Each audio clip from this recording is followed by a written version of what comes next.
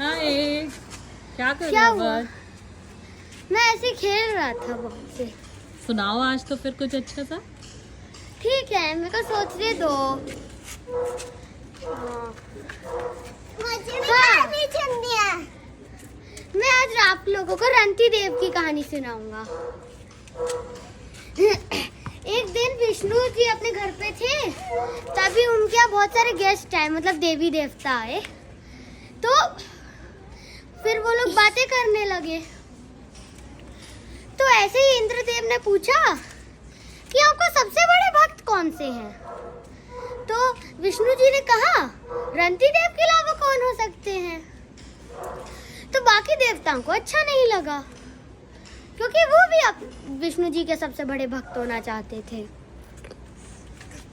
तो उनने सोचा कि रंती देव की परीक्षा लेते हैं। रंती देव अपने राज्य में काम कर रहे थे, तभी उनको सूचना आई कि राज्य में अकाल पड़ गया है।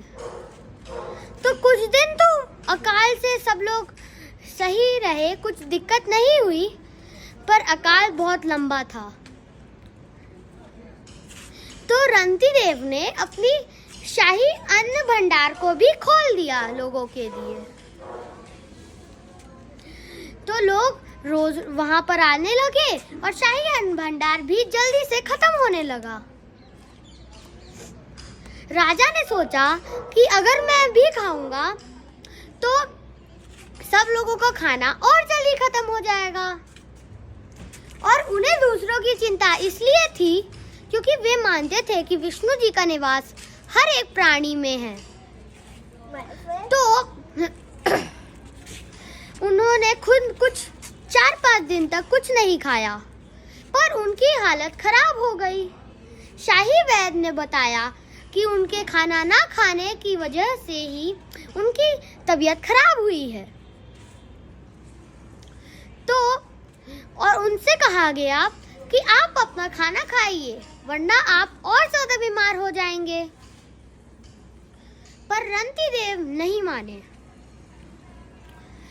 कुछ दिनों बाद उनकी तबीयत और बिगड़ गई और उनके मंत्री एक कटोरा भर चावल लाए और उन्हें दिया।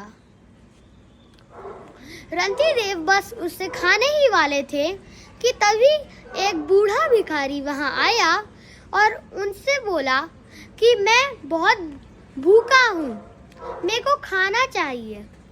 तो रंती देव ने वह कटोरा भर चावल उसे दे दिया।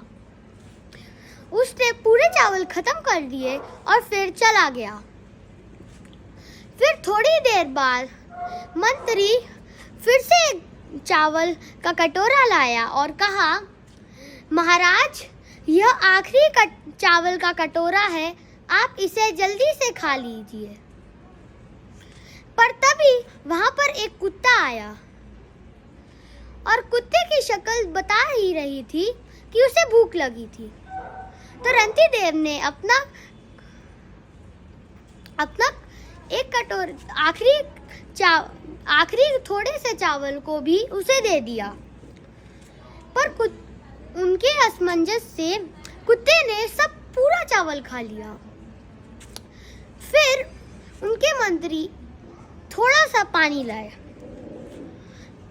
और कहा, महाराज, कम से कम इसे तो पी ही लीजिए, वरना कोई और आ जाएगा तो आप ये पानी भी नहीं पी पाएंगे।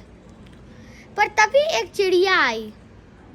महाराज ने उसे अपने कंधे पे रखा और बोला कि तुम भी पानी जितना पीना है उतना पी लो। पर चिड़िया तो पूरा ही पानी पी गई। उसके बाद वहां कुछ नहीं बचा उसके पास। पर रंती देव ने सोचा कि ये सब ऐसे खा रहे हैं और विष्णु के ही रूप हैं, मेरा तो पेट भर गया।